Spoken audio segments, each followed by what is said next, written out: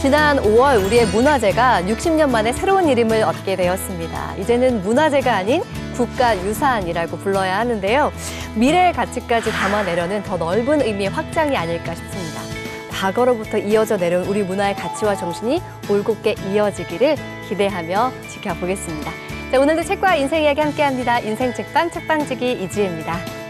책책책 인생 책책 책비싼 책수의 권진영입니다. 안녕하세요. 책 소개해드리는 작가 책소작 이시안입니다. 첫 번째 코너 아는 척 책방입니다. 자, 베스트셀러로 떠나보는 시간 여행 오늘 어디로 가볼까요? 오늘 아주 간단합니다. 대한민국 짝짝짝짝짝 대한민국 짝짝짝짝짝 이거죠. 바로 이해입니다. 이해.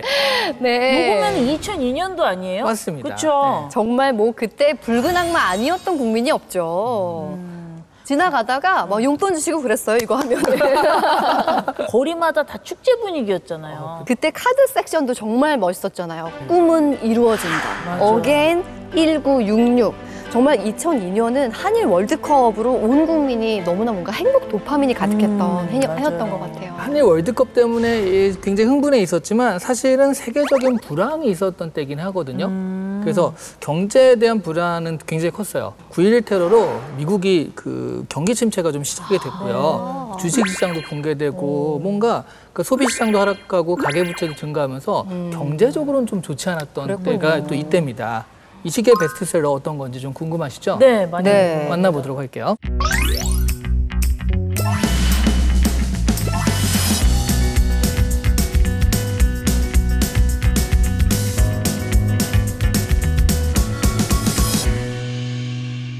다른 거는 모르겠는데 우리나라 작가의 소설들이 인기가 꽤 많았네요. 오, 그러네요.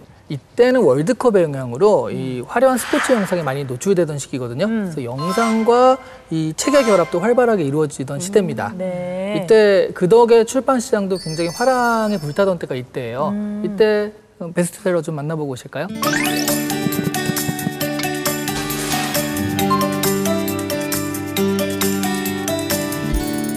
2002년 베스트셀러 1위는 위기철 작가의 9살 인생입니다. 위기철 작가는요, 사실 그 전에 1990년대를 강타한 놀리야 놀자 이 시리즈의 작가세요. 네. 이 9살 인생은 동화에 가깝습니다. 네. 9살의 소년이, 그러니까 가난한 그 소년이에요. 네. 이 친구의 눈으로 그 동네를 바라보는데 그럴수록 사람들의 따뜻한 그런 면들이 보이는 얘기거든요. 거울이 없는 산동네에 사는 사람들을 바라보는 소년의 그 인간다운 삶의 모습을 바라보는 그런 모습이다. 근데 어떻게 생각하면 좀 평범한 것 같기도 한데 이게 어떻게 1등을 했지 이런 생각이 그러게요. 들잖아요. 네. 비결이 있습니다. 비결? 뭐냐면 당시에 M 방송에서 네. 책을 권하는 프로그램을 했어요. 느낌표.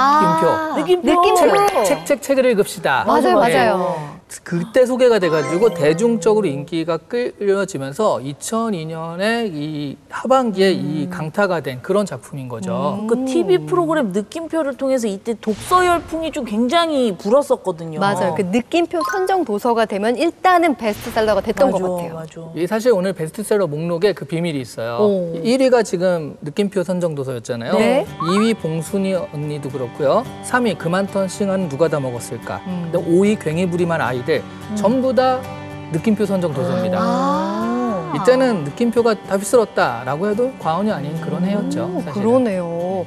자, 느낌표 선정 도서의 독주 속에서도 꿋꿋하게 살아남은 또 다른 베스트셀러 만나볼까요? 되게 날카로우신데요. 지금 1, 2, 3, 5위라 했는데 4위가 아니었거든요. 아닌 게 있잖아요. 네, 그러니까요. 바로 4위. 이 베스트셀러 4위였는데 가스통 르르의 오페라 유령입니다.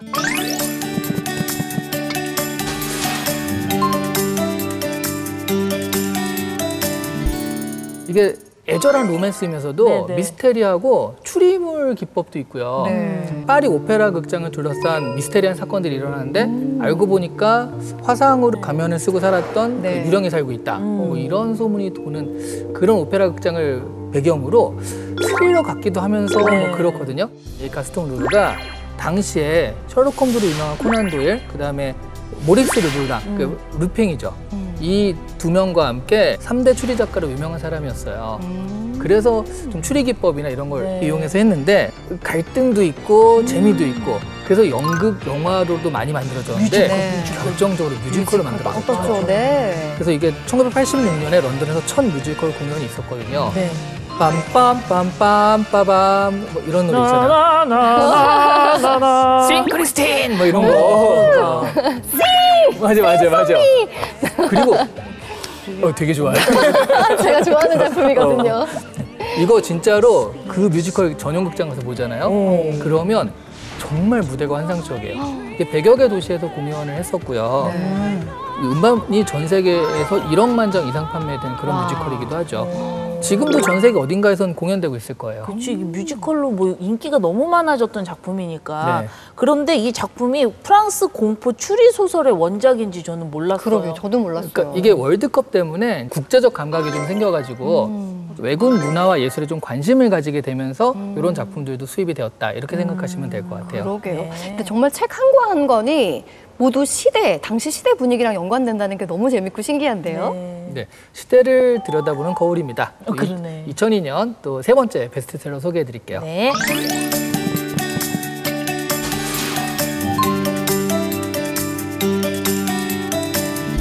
세계 3대 영적 지도자가 있습니다. 달라이 라마, 그리고 엑카르트 톨레, 그리고 틱나탄 스님. 이 세 분이 있는데 이 화가 이분의 대표작이에요. 왜 우리가 화를 내고 무엇이 우리 마음을 화나게 하는지 이 화를 다스려보자, 그 평화를 얻어보자 이런 건데 결국 이런 거예요. 어느 것도 화를 푸는 근본적인 해결책은 되지 못한다.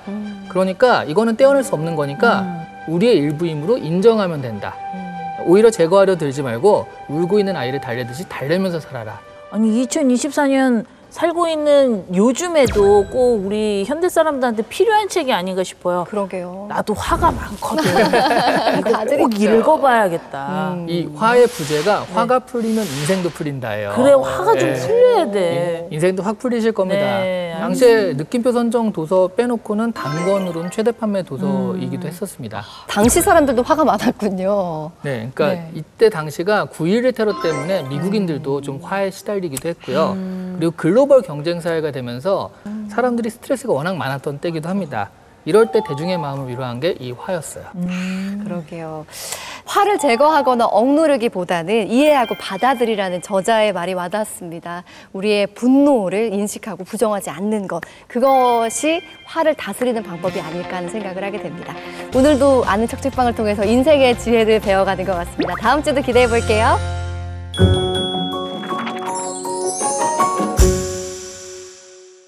책과 인생 이야기 함께하는 인생 책방, 오늘 모실 주인공은요, 그야말로 파격 변신을 하신 분입니다. 가수 리아에서 국회의원 김재원으로 22대 국회에 입성하신 조국혁신당 김재원 의원님 모셨습니다. 어서 오세요. 반갑습니다.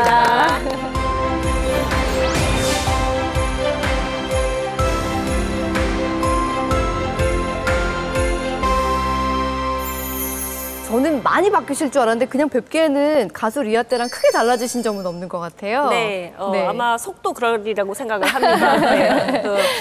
보통 이렇게 생각하실 때 국회의원 그러면 어디 먼 세계에 있는 사람이라고 네. 생각을 하시는데 저 스스로도 변한 게 없고 앞으로도 변하고 싶은 마음은 없어요. 왜냐하면 제가 이렇게 이 세계에 떨어져 있으면은 네. 실질적으로 이렇게 현실에 사시는 분들을 제가 챙길 수가 없잖아요. 그러니까 이 세계로 제가 날아가 버리면 안 되는 거죠. 꽉 붙들어 놓고 있겠습니다. 들어주십시오. 네. 근데 우리 터줏대감 권진영 씨랑 워낙 또 친분이 있으시죠? 네, 예전에 저희 뭐 홍대 그쵸. 근처에서 밥도 먹고 맞아요. 네. 또 등산도 네. 데려가려고 그러고 막 그러셨잖아요. 등산을 데려가려고 그랬는데 절대 안 가더라고요. 등산을 제가 끊었었거든요. 성현 씨랑 설악산 그 네. 등반하고 나서 등산을 끊었어요. 네, 네. 아 근데 예전에는 막 편하게 언니 뭐해? 막 이렇게 막 톡도 하고 이랬었는데 네. 이제는 왠지 조금 무게감이 달라진 것 같아서 반말 못 하겠어요. 아니, 그러면 안 되세요. 그래도 돼? 네, 그럼.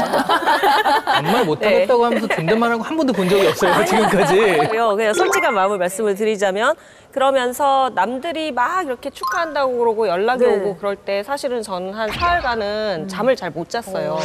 네, 이게 어마어마한 이런 일을 떠맡게 됐는데 제가 그동안에 살면서 들어왔던 후배들의 힘든 이야기나 또 어디 가서 만난 이제 우리 분야 말고도 모두 다른 분야에 저는 음악 분야였으니까 그런 이야기들 그런 것들이 생각이 나면서 그러면은 이제 앞으로는 그 문제를 내가 다 해결해야 되는 거야? 이런 생각이 들게 되는 거예요. 네. 그래서 한 사흘간 중압감에 시달리다가 내가 할 수 있는 난 최선을 다해야 되겠다. 네. 이렇게 마지막 사흘째에는 제 마음을 다 잡고 열심히 지금 일하고 있는 중입니다. 요즘은 꿀잠 주무시는 거죠? 꿀잠이 아니라 머리만 대면 자요.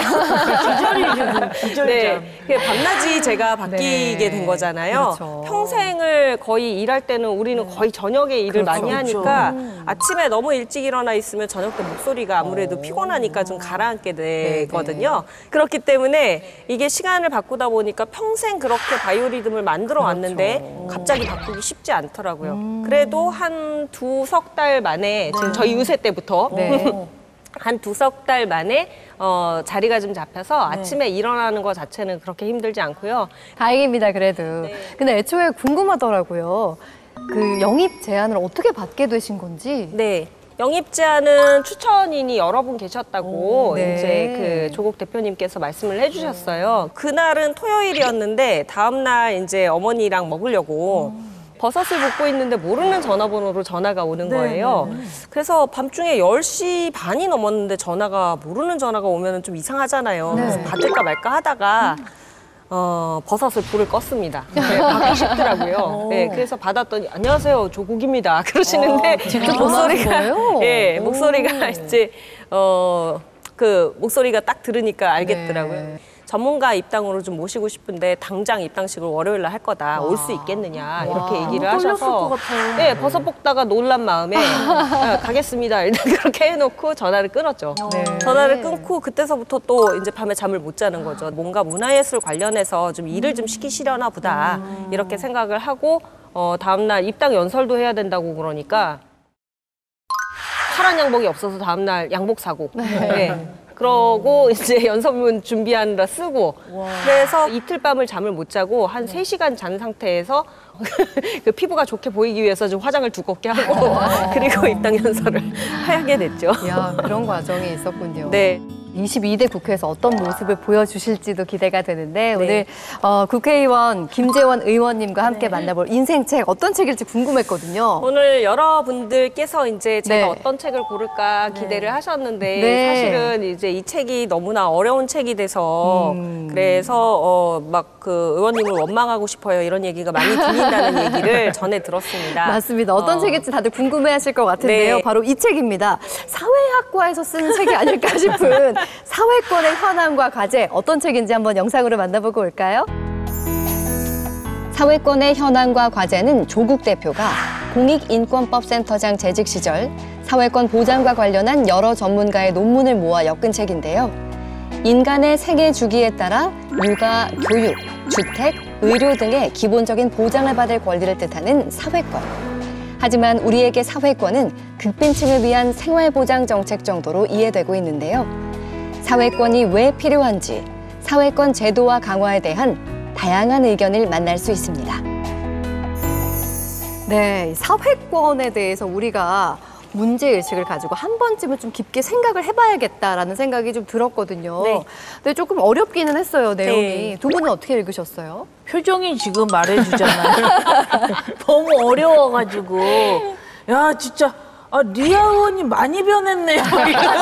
이걸 읽었는데, 처음엔 너무 딱딱했다가, 이제 읽을수록, 이 사회권에 대한 의미라든지, 그리고 우리 복지체계에 대해서 좀 생각할 수 있는 그런 기회가 돼서 유익했던 것 같아요. 작가님 어떠셨어요? 저는 읽으면서 네. 그 대학원 시절에 학회에 억지로 참석해서 막 졸면서 학회에서 있었던 그 기억이 막 떠오르는 거예요. 네. 보니까 이 책 자체가 심포지엄에서 발표했던 글들을 모아놓은 글이었더라고요. 네. 그래서 아주 그냥 대학원 시절이 떠올라서 힘들고 즐거웠습니다. 즐거웠어요.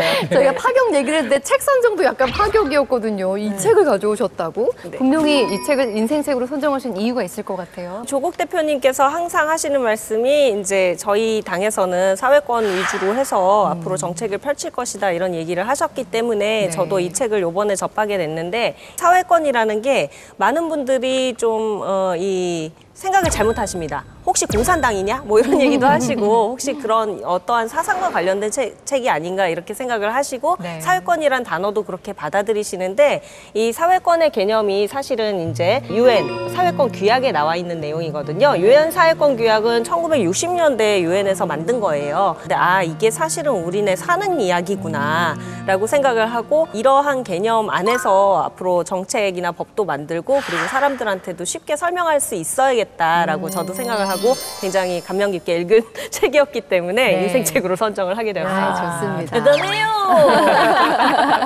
앞으로 국회의원 김재원으로서 어떻게 의정활동을 펼치실지가 아마 이 책 안에 들어있을 거라는 생각이 좀 드는데요. 이제 키워드를 통해서 하나하나 책과의 인생 이야기 나눠보겠습니다.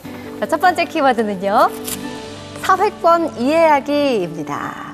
저도 그렇고 우리 시청자 여러분도 그렇고 사회권이 좀 생소하신 분들이 많이 계실 것 같아요, 진짜. 일단 사회권의 개념부터 좀 들어볼까요? 어떤 건가요? 사람이 살면서 처음에는 부족 국가를 이뤘다가 도시국가를 이루게 되고 거기서 민주주의가 싹트게 되고 그다음에 국가를 형성을 하게 되잖아요. 그러면 우리가 그 부족으로부터 받는 보호는 어떤 것이었나 또 도시국가를 만들면서 그 도시 안에서 해결하고 또 외적이 오면 막 침입을 막고 이런 기능이 또 있었겠죠. 근데 국가의 역할은 그거보다 훨씬 넓어진 개념인 거잖아요. 사회권이라는 게 결국은 국가에서 우리한테 해줄 수 있는 거 국민을 위해서 뭐 보호 안전의 개념서부터 재산을 지키는 것서부터 행복하게 살 권리서부터 이런 것들을 다 보장을 하는 게 사실은 우리가 앞으로 추구해야 할 인간의 시대적인 이제 발전 과정에서의 사회권을 얘기를 하는 것이다. 그러니까 인간으로서 마땅하게 누려야 하는 권리를 보장하는 것 자체를 사회권이라고 이야기를 한다. 이렇게 설명을 드리면 좀 쉬우실까요? 우리가 인간으로서 지금 살면서 마땅히 받아야 하는 그런 권리, 우리가 지켜야 하는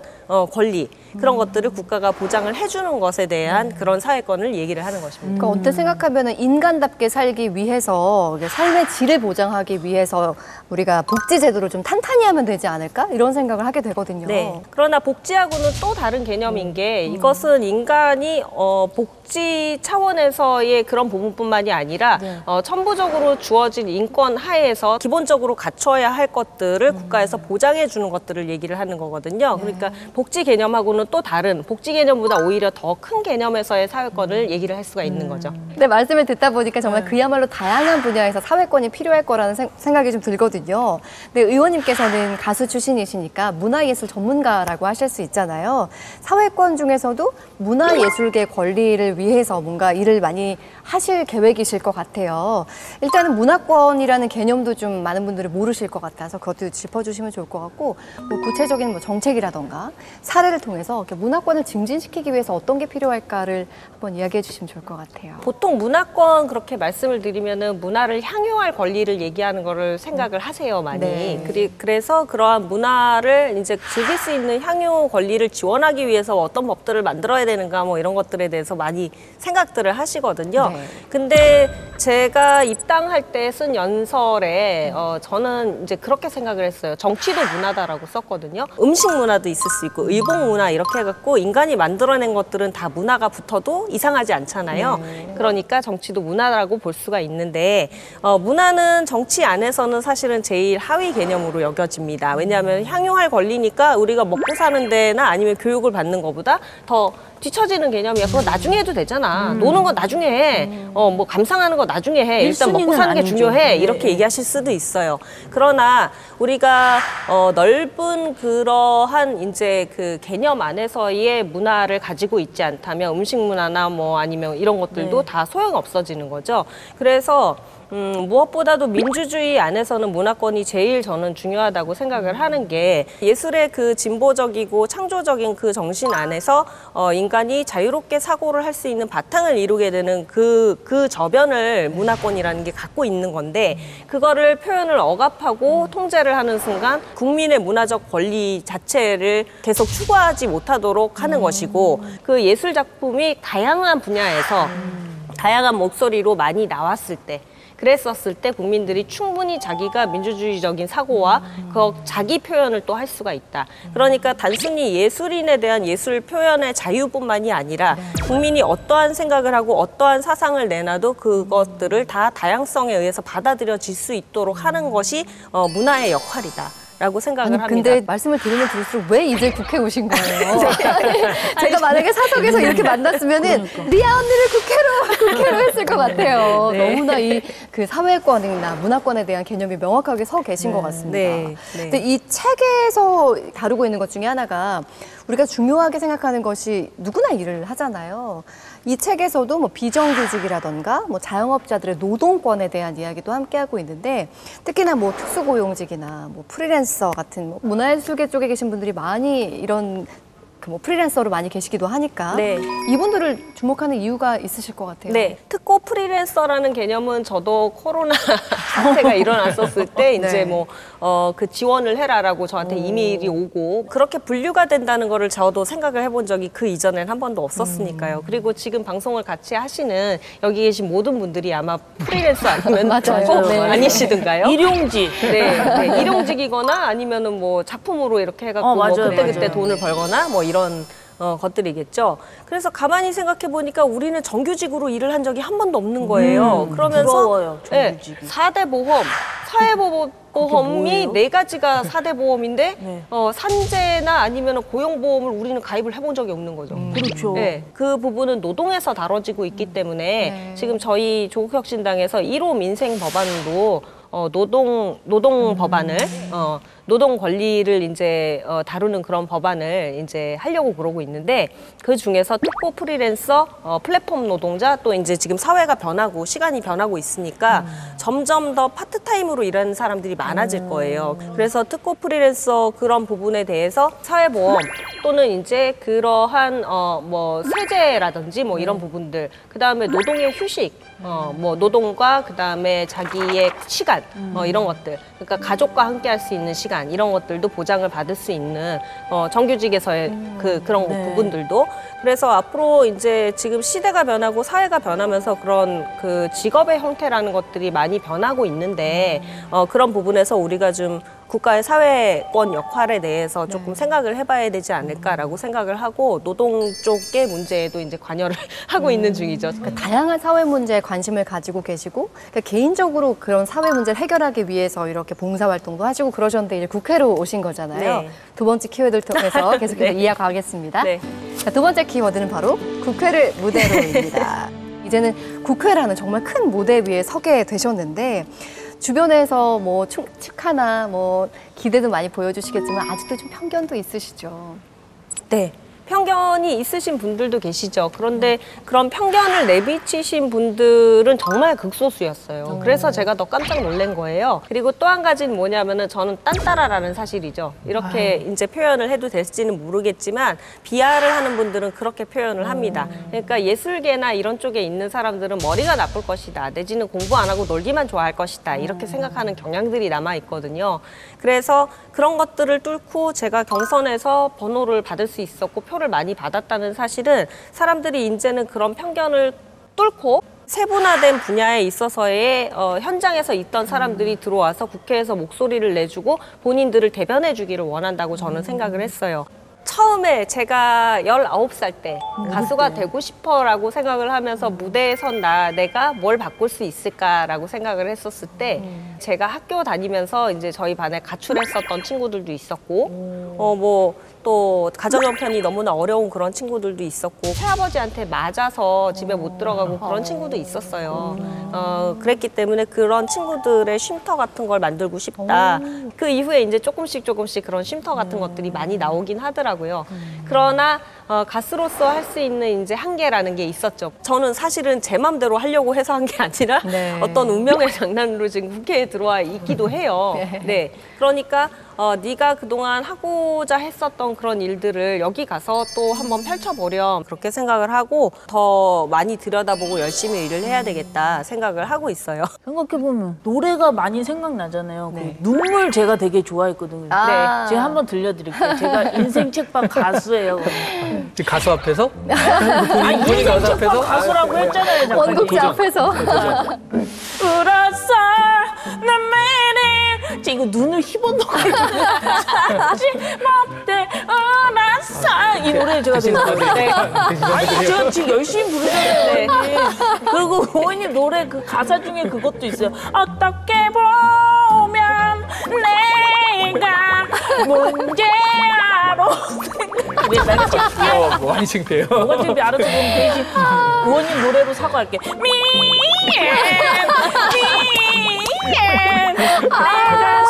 내가 다 알잖아, 그렇죠? 어머, 맞아요. 그리고 이 창법도 제가 리아 의원님한테 직접 배운 거예요. 네. 배운 거예요. 오. 그냥 세월이 좀 흘러서 좀 변질된 것 같은데 창법이. 좀 변질된 것 같은데 창법이. 아니 근데 권지정 씨가 개인적으로 되게 아쉬워하고 있어요. 네. 이제 의원님 돼서 더 이상 이거 개인기 못 쓴다고. 네. 개그맨 김영철 오빠가 저보고 진영아 이제 리아 흉내 못 나겠다. 아니에요, 내셔도 그러니까. 돼요. 가수의 노래라는 건 많이 분리라고 있는 거죠. 아 그럼요. 네. 우리가 다 노래를 좋아하니까. 또. 네, 네. 그러니까요. 그리고 지금도 보면은 가수 리아라고 생각했던 세월이 워낙 네, 기시다 맞아요. 보니까 친근하게 생각하고 리아 의원님 뭐 이렇게 하시는 분들 계시고요. 그건 의원님들도 마찬가지예요. 근데 개인적으로는 또 아쉬운 게 네. 그럼 가수 리아의 모습을 당분간은 볼 수 없을 그러니까요. 테니 네. 노래도 들을 수 없을까 아쉽기도 하거든요. 네. 뭐 8마디 정도까지는 괜찮지 와, 않을까요? 그래요? 너무 잠깐 8마디 네, 정도까지는 8마디만. 8마디. 네. 여기선 제가 돈을 버는 게 아니고. 네. 미안, 미안, 내 가슴아 좀 아플 거야. 그래서 8마디. 8마디. 야, 진영 씨 많이 다른데요? 많이 다른데? 미안하다고 했잖아. 그래서. 사과하세요, 지영 씨. 다시 한번 나중에 원포인트로 레슨을 다시 한번. 근데 너무 옛날에 받아서 그래. 근데 정말 여전히 음색이 너무나 그래. 시원하고 멋지십니다. 이분은 진짜 꼭 계속 들어줘야 돼요. 그러니까 저희 여기 앉아서 이렇게 네. 귀호강을 한 게 그동안 인생책방 전속 가수 얘기 노래만 네. 듣다가 미안하다, 진짜 가수의 정말. 노래 들으니까 귀호강을 했습니다. 아니 근데 제가 듣기로는 그럼 어릴 때부터 노래 이렇게 하시면서 이렇게 낭만적으로 사셨나 보다 이렇게 생각이 들었는데 의외로 네팔에서 어린 시절을 보내셨다는 얘기를 들었어요. 네, 저희 아버지가 한국 등산학교라는 거를 이제 기술위원으로 네. 처음에 6분의 설립위원이 계신데 기술위원으로 한국 등산학교라는 걸 만드셨고 1975년 8월 2일 날 이제 에베레스트 정찰대 부대장으로 가세요. 그때 아버지가 부대장으로 가실 때 막내로 데리고 가셨던 21살인가? 그때 그러셨던 막내가 고상돈 대원이시고요. 네팔 가는 비행기를 타려고 택시를 타고 가시는데 엄마가 배가 아파서 애가 나올 것 같다라고 얘기를 하시는 거예요. 그래서 그 택시를 그냥 엄마는 병원으로 가라고 그러고 아버지는 취소를 할 수 없으니까 다른 택시를 잡아 타고 공항을 가신 거죠. 그래서 23일인가 4일 만에 전보를 받아 모셨는데 딸을 낳았다. 그래서 그날이 에베레스트로 출발한 날이고 카트만두로 출발한 날이니까 얘를 이름을 에베라고 할까 아니면 만두라고 할까 그랬다는 얘기를 해주셨었고요. 네. 네팔에 자리를 잡고 산악인들이 원정을 오게 되면 뭐 한 10몇 분서부터 20몇 분까지 와요. 그러면 거기 묵을 장소도 필요하고 또 그 당시에 식량이나 장비 같은 것들은 비행기로 옮기게 되면 비용이 너무 많이 들어가잖아요.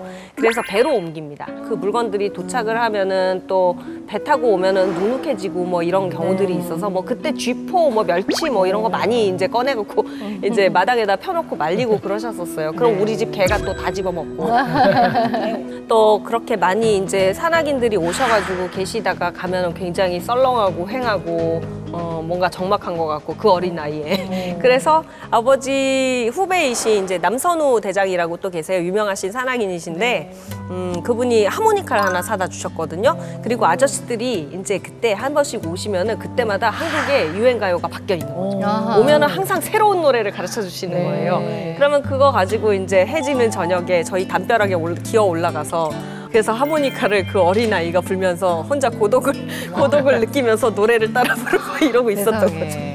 세상에. 영화의 한 장면 같네요. 영화의 한 장면이 아니라 좀 만화 같지 않아요? 애가 7살인데 담벼락 올라가서 지는 해를 보면서 하모니카를 불고 있어요. 야, 정말 남들과 다른 어린 시절을 보냈기 때문에 예술적인 감성도 그때 만들어졌겠구나라는 네, 생각이 맞아요. 들거든요. 아버님이 이제 1세대 산악인이신 거잖아요, 대한민국. 네. 네, 3년 전에 작고하셨다는 말씀을 들었어요. 네, 맞습니다. 지금 이제 정치를 시작한 딸에게 어떤 말씀 해주실 수 있을까요? 저희 아버지가 평생 하시던 말씀이 정치를 하지 말라, 정치권에는 기웃도 하지 말라는 말씀이셨었어요. 네. 그 얘기는 뭐냐면은 정치라는 거는 하다 보면은 굉장히 마음을 완전히 다칠 수도 있고 너를 욕하는 사람들이 훨씬 많을 거다. 그 과정 중에 네가 마음을 다치지 않기를 바란다.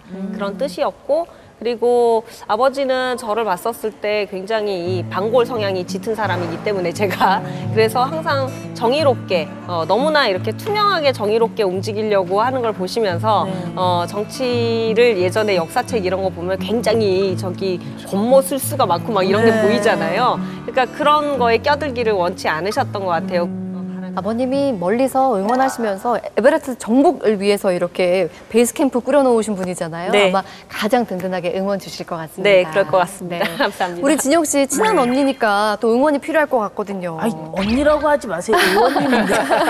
의원님 좀 쉬실 시간을 드리기 위해서 네. 제가 권진영의 휴게소 시간, 네. 결정 OX 시간을 준비했습니다. 쉬지 못할 것 같은데요. 아유, 쉽습니다. 자, 편안하게 첫 번째 질문입니다. 삭발의 디바로 불렸던 나, 국회에서도 필요하면 삭발할 수 있다? 하나, 둘, 셋.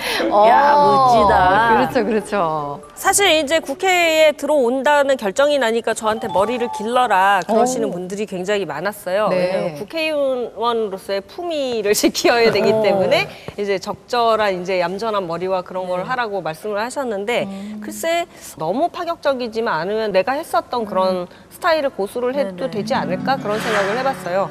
조금 뭐 짧은 머리도 괜찮겠다 생각을 하고요. 저희 당원들한테 약속을 한 게 있습니다. 저희가 당을 만든 지 얼마 안 됐잖아요. 이제 얼마 안 됐기 때문에 아직까지 이 저희 당비를 내시는 주권당원이 그렇게 많지가 않아요. 그래서 주권당원이 10만이 아직 안 채워졌는데 10만이 채워지는 날 제가 삭발을 한 번 더 하겠다. 네, 공약을 했기 때문에 중간에 한 번은 보시게 될 것 같습니다. 아이고, 네, 네. 그렇다고 이렇게 막 진짜 빡빡 밀고 막 이건 아니고요. 이렇게 길만 내요, 그럼 한쪽만. 모이칸처럼. 아, 네. 또 걱정되네. 자, 두 번째 질문 드리겠습니다. 조국 혁신당의 영입 제안 이전에도 만약 내가 정치인이 된다면 어떨까라고 생각해 본 적이 있다? 하나, 둘, 셋. 진짜요? 없다. 나는 네. 있는 줄 알았어요. 그러니까 워낙에 사회적인 목소리 많이 그리고 내셨잖아요. 너무 준비되어 있는 의원님이셔서. 아, 네. 준비 안 돼 있었어요. 진짜예요. 된다고 해요, 그냥. 네. 제가 사회적인 거에 관심을 가지고 목소리를 내게 된 거는 어쩌면은 예전에 그 기획사에서 좀 마찰이 있었고 그래서 한동안 음악을 그냥 관두고 다른 일을 할까 이렇게 생각을 했었을 때 제 동생이 가수 리아가 우리한테 와가지고 같이 봉사활동 개념으로 김치를 담가줬으면 좋겠다 하는 봉사단체가 있었어요. 그래서 저는 그때 마음이 굉장히 많이 상해 있었고 밖에도 나가기 싫어했던 그런 상황이었기 때문에 안 가 그렇게 얘기를 했었는데 제 동생이 방에만 처박혀 있지 말고 제발 가자라고 얘기를 해서 갔거든요. 거기 가갖고 김치를 열심히 이제 담그고 있는데 옆에 계신 아주머니 한 분이 목소리가 굉장히 크고 우렁우렁 하잖아. 아유 뭐 오늘 노래 안 해도 옆에만 있어도 기운이 나네 이런 얘기를 하시는 거예요. 그래서 거기서 내가 그동안 노래로 사람들한테 준 이미지가 있었고 그것 때문에 기운을 받는다는 분이 계시구나. 그럼 다시 해야지. 그렇게 생각을 했던 거죠. 그런 과정 중에서도 내가 노래 말고라도 내 손에 닿는 무언가가 있다면 내가 손을 대서 뭔가 고쳐질 수 있는 거 아니면 도움을 줄 수 있는 게 있다면은 그냥 그렇게 하지 뭐 이렇게 생각을 한 거예요. 그래서 유기견 봉사 같은 것도 하고 또 제가 바다 정화 활동하니까 또 홍보심화 가고 물도 퍼오고 그러다 보니까 굉장히 제가 센 활동가의 이미지로 이제 인식이 돼가지고 그러나 뭐 정치를 딱히 해야 되겠다. 그렇게 준비하거나 뭐 그런 적은 없어서 그러니까 버섯 볶고 있다가 전화를 받았죠. 그래도 그러면서 이제 하나씩 준비가 돼 있는 상태였던 것 같아요. 마지막 질문 드리겠습니다. 국회의원 임기가 끝나면 본업인 가수로 돌아가고 싶다? 하나, 둘, 셋. 그래요? 네. 가수를 본업으로 다시 돌아가서 하면서도 아마 다른 이제 세컨 잡을 또 다른 걸 할 것 같고요. 또 한편으로는 엊그저께 든 생각인데 제가 음식하는 걸 좋아하거든요. 그래서 곧 이제 또 여기서 먼저 공개하면 안 되는데 잠금이 되는 거예요. 국회의원이 하는 유튜브 방송 음식 방송을 해볼까? 오, 좋다. 요리 와. 방송을 해볼까도 지금 생각을 하고 있는데 많은 다른 의원님들이 기대를 하고는 계십니다. 버섯볶음 기대하겠습니다. 우리 김재은 의원님의 솔직한 결정 OX 시간이었습니다. 감사합니다. 네, 감사합니다. 감사합니다. 굉장히 다부지면서 단단한 면들을 갖고 계신 것 같습니다. 고맙습니다. 마지막 키워드 볼까요?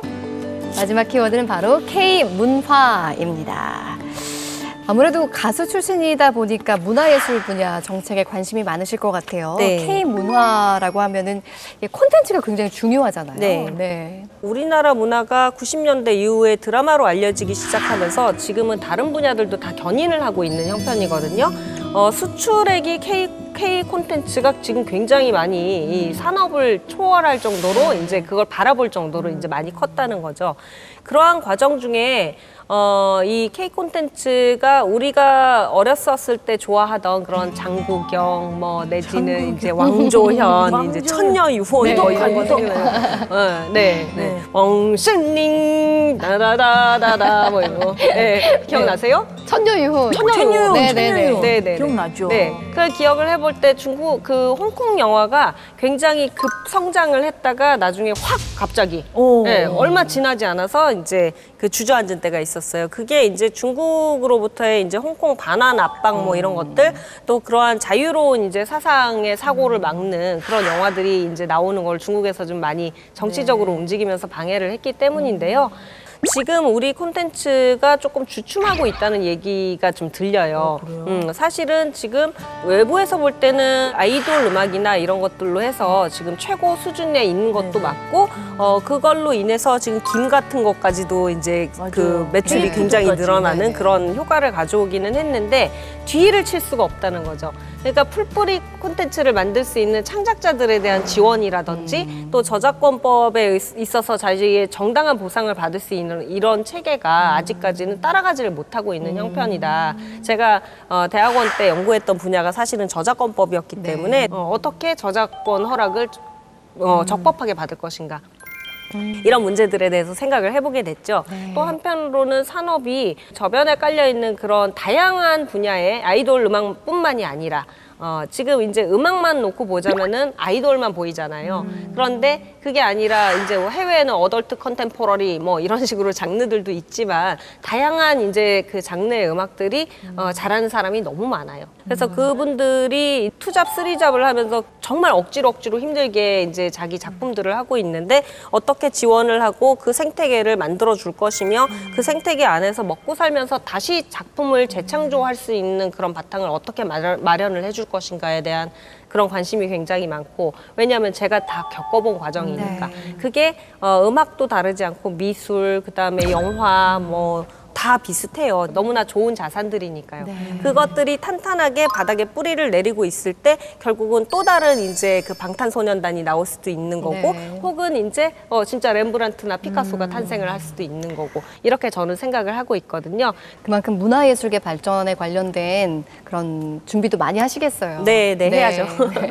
좋습니다. 오늘 가져오신 이 책을 통해서 꼭 전하고 싶은 메시지가 있으실 것 같아요. 네, 지금 사회가 변하고 있는 이 시점에 여러분들도 국가의 역할이 나한테 무언가를 해줘야 된다. 나는 국민으로서 또 어떻게 해야 된다. 이런 것들에 대해서 조금 생각을 해보셨으면 좋겠다라고 생각을 하고, 앞으로는 사회권에 대해서 그렇게 어렵게 생각을 하지 마시고 내가 대한민국의 국민으로서 마땅히 누려야 할 권리, 그러나 그것이 어떠한 이렇게 그 한정된 권리가 아니라 내가 대한민국 국민으로서 살기 위해서 필요한 모든 것, 그냥 이렇게만 생각을 하셔도 굉장히 인식의 변화가 생길 것 같아요. 한 가지 더, 그냥 리아 의원 뭐 내지는 그냥 리아 씨 이렇게 부르셔도 괜찮습니다. 친근하게 생각해 주시고, 그리고 항상 어려운 거 힘든 거 말씀을 해 주십시오. 제가 귀담아 듣고 있다가 꼭 해야 되는 거다, 많은 분들이 그렇게 원하신다고 그러면 법으로 만들겠습니다. 네, 좋습니다. 자, 우리 진영 씨 뭐 친한 언니기도 하지만 오늘 만나본 소감 어떠셨어요? 우리 리아 의원님이 예전에는 그냥 또 편한 부분이 있었으니까 한 그루의 소나무 같았다면 지금은 내공이 거의 숲이 되신 것 같아서 고맙습니다. 정말 많은 예술인들이 거기 낑겨서 쉬어도 되겠다라는 생각이 드네요. 앞으로도 저희 이제 국민들 위해서 많은 일을 해주시기를 기대하겠습니다. 네, 고맙습니다. 네, 좋습니다. 우리 이시안 작가님 추천평 부탁드려요. 책을 보니까 이제 사회권이 사람답게 살 수 있는 권리인 거잖아요. 근데 이 권리가 그냥 얻어지는 건 아니더라고요. 우리가 이걸 알고서 얻으려고 노력해야지 얻어지는 권리. 그리고 그런 노력한 만큼 얻었을 때 보람 있는 권리, 그런 권리라는 생각이 들어서 좀 더 많이 알고 많이 얻기 위해서 노력해야겠다 이런 생각이 들었고, 그런 생각이 있으시다면 한번 좀 읽어보실 책이다 이렇게 추천을 드리겠습니다. 네. 오늘 인생 책방 함께 하셨는데 마지막으로 한 말씀 해주세요. 네, 이번에는 너무 어려운 책을 제가 권했던 것 같아요. 그래서 사실은 저는 역사책도 좋아하고, 뭐 진짜 신화, 판타지 뭐 이런 것도 좋아합니다. 그래서 다음번에 혹시 불러주신다면 이제는 쉽고 재미있는 책으로 또 한번 말씀을 드리고 싶거든요. 조만간 뵀으면 좋겠으니까 또 한번 초대를 해주시기 바라겠습니다. 네. 아주 당찬, 아주 다부진, 파격 그 자체지만 정말 기본을 지키는 우리 김재원 의원님의 앞으로의 활동을 기대해 보겠고요. 특히나 문화예술 분야에서 어떤 정책을 펼치실지 기대하며 지켜보겠습니다. 자, 조국 혁신당 김재원 의원님과 함께했습니다. 고맙습니다. 감사합니다.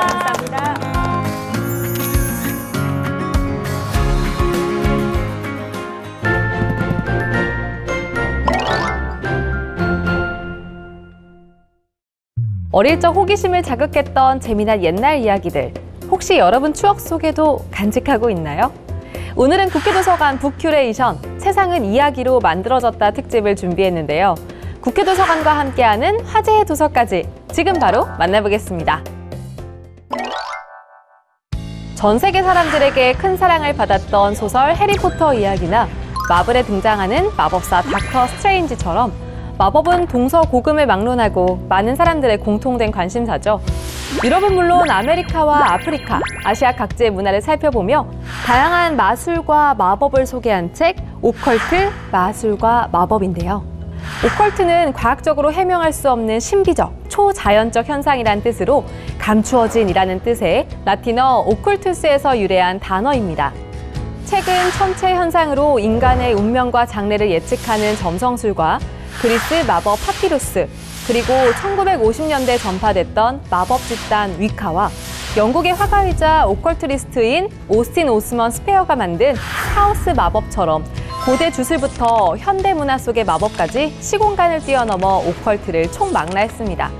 전 세계에 존재하는 불가사의하고 신비하고 초현실적인 마법의 세계를 들여다보면서 다른 문화권에 대한 식견과 이해까지 한층 높여보는 건 어떨까요?